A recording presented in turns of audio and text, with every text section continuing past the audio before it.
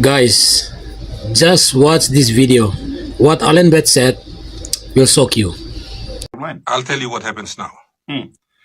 Sometimes you'll see that members of parliament are already on the floor and the speaker is not out. Have you noticed that? Yeah. Because some of the members of parliament, they go in there and they tell the speaker what to do. Wait a minute.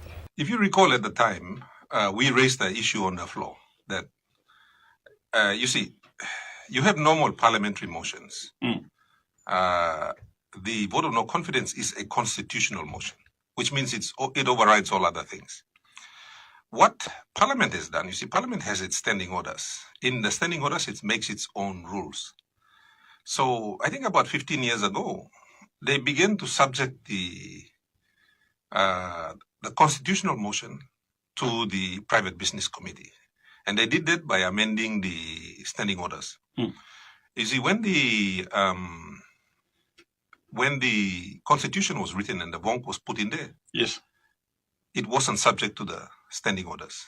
But parliamentarians being the way they are, parliamentarians, like, if you have very power hungry, very evil members of parliament, they look for ways to bend the rules and in fact, many times break the rules as well.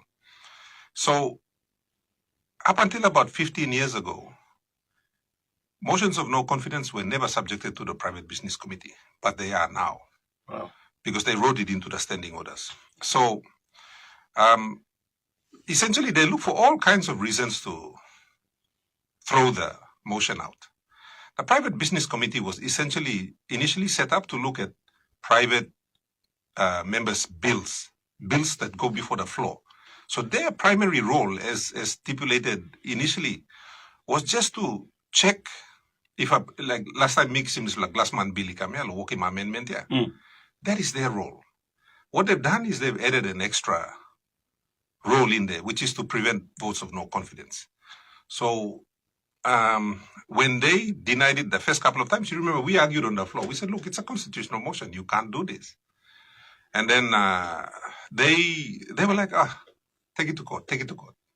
Typical. I always say, an evil member of parliament will always say, take it to court. We have the ability to fix things, but they'll say take it to court because they're protecting themselves. Yep. Good man, I'm better not to go to court. I'm like sit down and straight him. Something that merit on that. But these guys know. So you can tell immediately that you take it to court, which James Nomane did. You remember? Yes. Honorable James Nomane did. So Nomane took it to court. And like we knew all along that the private business committee was exercising powers it did not have. The private business committee has no powers over the constitution. The constitution overrides all of us. It has power over all of us. The entire country has its basis in the constitution. You take the constitution away, and this country is meaningless. We are a constitutional democracy. That's what we are. So the basis of everything we do comes from the constitution. What these guys have been successfully doing illegally is putting themselves above the constitution. That's what they have been doing. And because all 5 of the members are Pangu Party, and they've decided that this is what they're going to do. And these are not idiots. These are very smart people with, university degrees and all of that, True. So that's what they've done. Now the court has told them that, no, you can't. And I think this is the second time the Supreme Court has ruled to say you can't do that. And it's the second time members of parliament have chosen to, in fact, offend the constitution. That's what they've done. And this is why, if you recall, Honorable Brian Kramer stood up and said, look, we're going to go to court and sanction you under Section 23 of the Constitution. If you offend the Constitution, there is a rule there where you can be charged with it and you can get up to 10 years in prison. Wow.